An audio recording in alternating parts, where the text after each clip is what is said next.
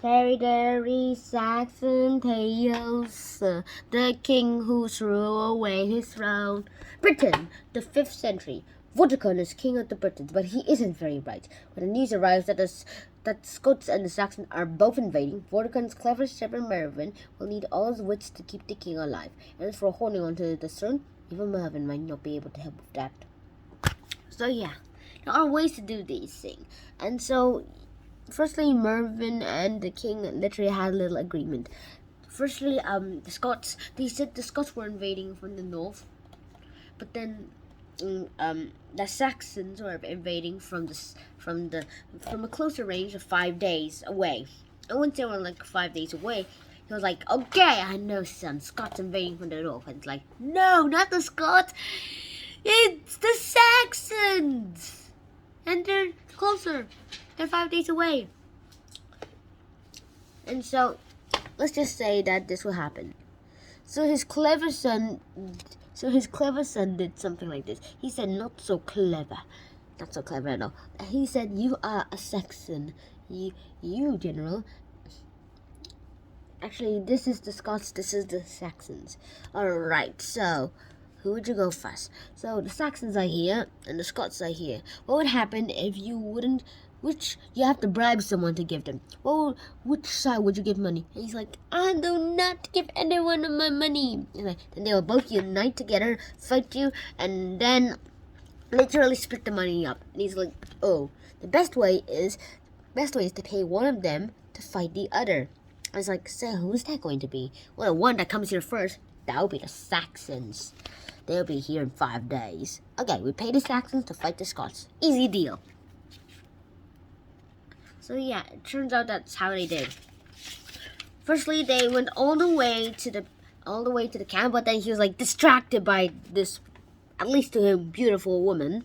Like, find out who that beautiful woman is. Like, what? Why? We're not here to do that. And then he literally came out and said, "Want to marry you?" And she's like, "If I will be queen, that's it."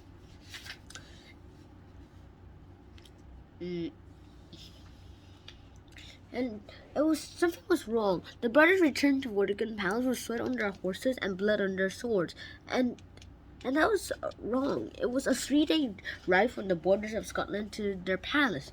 The blood should have dried days ago. Hengist put his mighty shoulders up and he's like, "Where is their blood? It should have been gone for 3 days ago." And he's like, "Yeah." He threw away the meat bone to his dogs. And then he was like,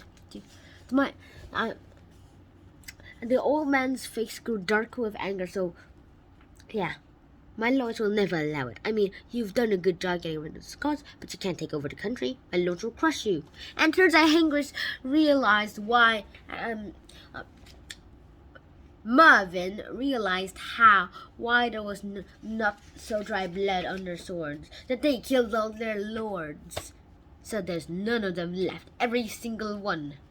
So yeah, that's how it works. And he's like, "Oh no, I made a terrible division." And she's like, "Oh right, you need to do anything you can to get this England for us Saxons." And they start arguing about, no, not just us Saxons. And then they started to plan their escape. Even his son could not even do anything about it. So how would they do it? They went on escape and they tried making a new tower. And then he was like, "We have to sacrifice the whole fatherless, homeless boy." And then they said, "Let's sacrifice him. He's fatherless. He's also homeless." And then he fell down into a cave. And then he was like, "Dragon." And he's like, "Oh no, this is why." But he knew that they wouldn't believe it. Cave was just disrupting their castle plan. And he's like, "All right, okay, let's kill you." And he's like, "No, I have the actual reason why the cave is falling." Underground there is a cave. There are 2 dragons, a white one and a red one. When Wales is the red dragon. The white dragon is Saxon England. And once the Wales people have been able to defeat the English people, then all the peace will return. And if Vortigern cried, "So all we have to do is defeat the Saxons, right lads? To fight the Saxons." Now, Vortigern was not the king who actually defeated the Saxons. No, it was for this king called Arthur. No, not the legendary bloke with the stone and sword. Maybe so.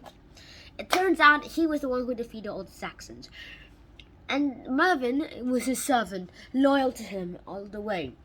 And Mervyn changed his name to a more English name, Merlin. Wow, now that's King Arthur. He's like, maybe I should start taking it out and making up a story.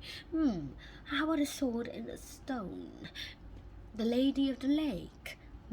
And anybody 2,000 years later from now would believe it, right? Anybody can make up a good story and do some great, awesome things. So yeah, it seems that that's how everybody seems to work out as they seem to like. And so the king who threw away his sword, he threw away his throne because he was tricked into it. He let his feelings get into him.